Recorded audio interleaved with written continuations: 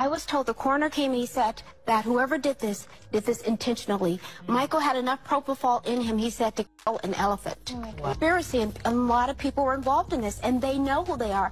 Here, Latoya Jackson is talking about how her dear brother Michael's death must have supposedly been intentional and that there were a lot of people involved. But while she was talking, Whoopi could be seen shaking her head as if there was something that she might know.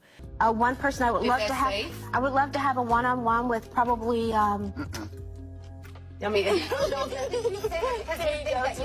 could instinctively get. Latoya continued saying there was more to her brother's passing and that he had informed both her and their mother that his life was in danger and that some people were allegedly eyeing him to end him. So with Whoopi's reaction to what Latoya was saying, is there something she supposedly knew and is trying to hide? Let us find out. So over the years, Michael Jackson's sister Latoya has been saying there was a conspiracy to end her brother and that Michael himself knew about it and had warned her that someone was after him to unalive him. She claimed he even told her about it shortly before his death. Latoya, I'm going to be murdered for my music publishing catalog and my estate. I was told the coroner came and he said that whoever did this intentionally. Michael had enough propofol in him, he said, to kill an elephant. Conspiracy, and a lot of people were involved in this, and they know who they are. She even went further and made a memo called Starting Over, offering more details about who she thinks wanted Michael dead and how much the singer knew about the plot. Michael told me that they were going to unalive him, she told Morgan. He was afraid. He was afraid for his life, she added.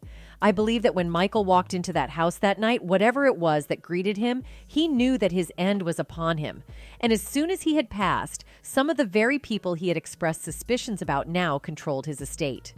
While Latoya never accused anyone of masterminding the murder, she condemned the behavior of Dr. Tohme, who managed Michael's affairs towards the end of his life. She claimed that as soon as Tohme began acting as Michael's business advisor, he fired key people who had been close to Michael for years, and that once Tohme shut out the rest of the world, he was supposedly able to steer Michael toward business ventures that were profitable for Tohme and his friends.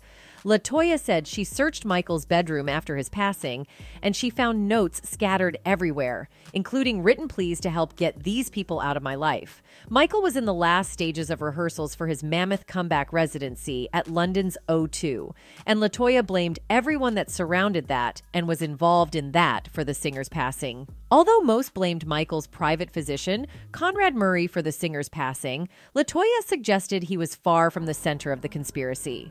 I truly feel Dr. Murray was simply the fall guy, she told the U.S. TV show Extra. I think it's too easy to blame him. I think the investigation needs to go further. Although the Jackson family had presented no evidence of a murder conspiracy, Latoya's allegations echoed comments by Jermaine Jackson in 2010. This is bull, he had told reporters. Murray's the fall guy. In the memoir, Latoya claimed she suspected the conspiracy behind his demise was a plot by his business advisors and doctors to work him to death with the This Is It concerts and then profit off his estate. She also offered insights into their relationship and how he cared for his 3 children, Paris, Prince, and Blanket. Latoya also talked about Paris's description of her father's final days. Daddy was always cold, Paris said. Daddy was always freezing. He would sit and fall asleep by the fireplace. He would always cry, and we would watch to make sure everything was fine.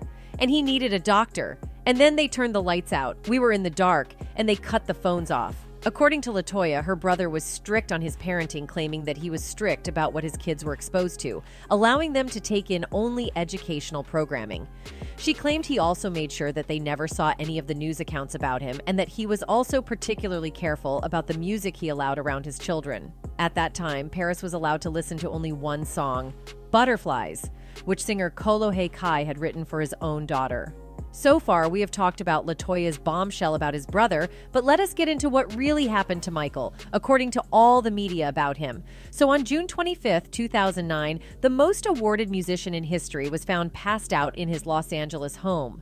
Michael Jackson's passing at the age of 50 came as a major shock to fans and viewers around the world.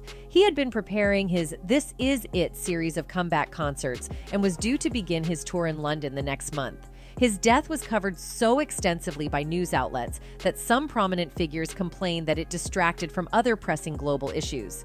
According to Jackson's personal physician, Conrad Murray, on June 25th, he found Michael unconscious 2 minutes after administering medications to help him sleep, and that the singer was no longer breathing and his pulse was weak. At about 10:42 a.m., the physician claimed he began to administer CPR while security dialed emergency services and that he continued to attempt to revive Jackson for about another 10 minutes before paramedics arrived, and the musician received further treatment from them at his home for another 42 minutes.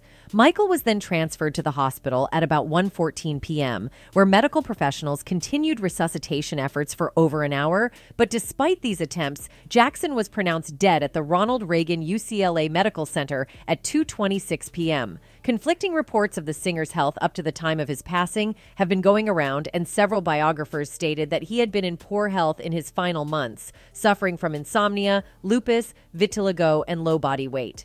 They also said that his family was worried about his health and had urged him to seek medical care.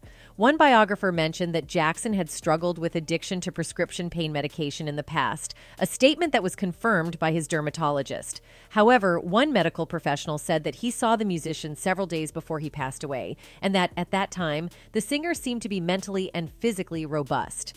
Over the years, some people have claimed that he was healthy before his end, while others claimed that his health had been deteriorating. Members of his stage crew who had seen him the day before his death at a rehearsal said that he seemed healthy and full of energy at the time. The rehearsals went past midnight, after which Jackson spent some time with fans outside his home, and it wasn't until late into the night that he began complaining of insomnia. According to Dr. Murray's statement, in the early hours of the morning of June 25th, Michael contacted him and he gave the singer a cocktail of drugs to induce sleep, and allegedly, when numerous injections failed to help Jackson fall asleep, he reportedly asked for propofol more than once. He claimed he'd used the drug previously as a sleep aid, but by 10:40 a.m., Michael had still not fallen asleep, so Dr. Murray administered propofol diluted with lidocaine. Jackson's autopsy later revealed a number of red flags to investigators. It became apparent that he had received anti-anxiety benzodiazepines, including midazolam, lorazepam, and propofol. This combination, along with doses of diazepam and Ativan, proved to be lethal, and Dr. Murray had given the singer several drug injections to help him sleep through the night. Besides this, the autopsy showed that Jackson was given a clean bill of health. His heart was strong, with his only serious condition being an irrelevant chronic lung inflammation. He was at a healthy weight, his lungs were healthy, and his arteries were clear from plaque, except for a slight accumulation in one leg. Due to the autopsy's report, the Los Angeles County Department of Medical Examiner coroner ruled on August 28th that Jackson's death was a homicide. He had been killed by combined drug intoxication, most significantly propofol and lorazepam. Diazepam, midazolam, ephedrine, and lidocaine also contributed. The complete toxicology report was, however, kept private. Dr. Murray went to trial on September 27, 2011, and he was found guilty of involuntary manslaughter a mere 24 days later. His sentencing was set 5 days after his conviction, and he was kept in custody without bail. Allegedly, there were several factors of interest to the jury in delivering their verdict.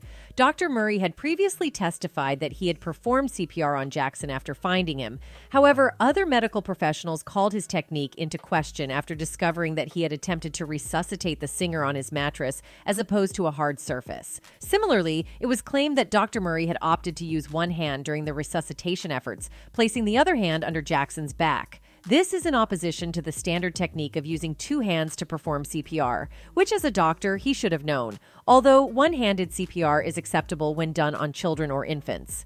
Controversially, reports claim that Dr. Murray also did not call 911. He stated that he did not do so because there was no household landline, and he was unsure of the home's exact address. Nevertheless, it was later revealed that he had made multiple private cell phone calls within that hour, a fact he had withheld from the investigation. He also gave up his resuscitation efforts after only 10 minutes, but a security guard did not contact 911 until 12:21 p.m. By the time paramedics arrived, Jackson already had no pulse.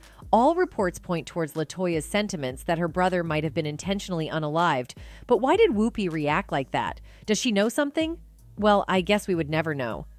A fan on X, formerly Twitter, said, "It's funny, I was thinking about him the other day, and that seeing what I have now, I believe there was more to that story. The more our eyes are open, the more we see." Another said, "They killed him for the portfolio of masters he owned, and upon his death could be sold or taken possession of. Always follow the money." So what do you think? Does Whoopi Goldberg know something? Is she hiding what really happened to Michael? Tell us in the comment section. Remember, this video is based on speculation and opinions, and if you enjoyed this content, don't forget to hit that like button and subscribe for more exciting updates. Thank you for watching, and I'll see you next time. Goodbye.